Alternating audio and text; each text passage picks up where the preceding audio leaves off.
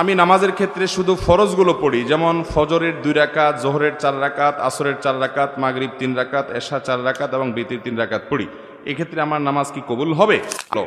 ফরজ নামাজ এটা পূর্ণতা পাওয়ার জন্য এর আগে পরে যে সুন্নত নামাজগুলো আছে সেগুলো হলো এরকম, এগুলো ছাড়া ওই নামাজটা হয়ে যাবে, ফরজ আদায় হয়ে যাবে, ওয়াক্তের ফরজ আদায় হয়ে যাবে আলহামদুলিল্লাহ, মাগার আপনার নামাজটা পরিপূর্ণ হলো না। মনে রাখবেন সুন্নত নামাজগুলো কেন, এই যে 5 ওয়াক্ত নামাজের ফজরের আগে 2 রাকাত সুন্নত আছে, জোহরের আগে 4 রাকাত, পরে 2 রাকাত আছে, মাগরিবের পরে 2 রাকাত আছে, এশার পরে 2 রাকাত আছে, এই যে সুন্নত নামাজগুলো আছে এগুলো কেন জানেন?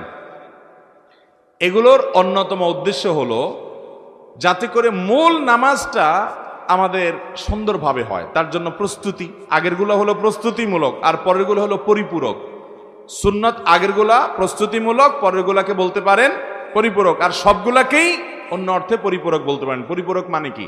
আর আপনি যখন 5 ওয়াক্ত নামাজের ফরজ নামাজ পড়বেন, কিয়ামতের ময়দানে যাবেন,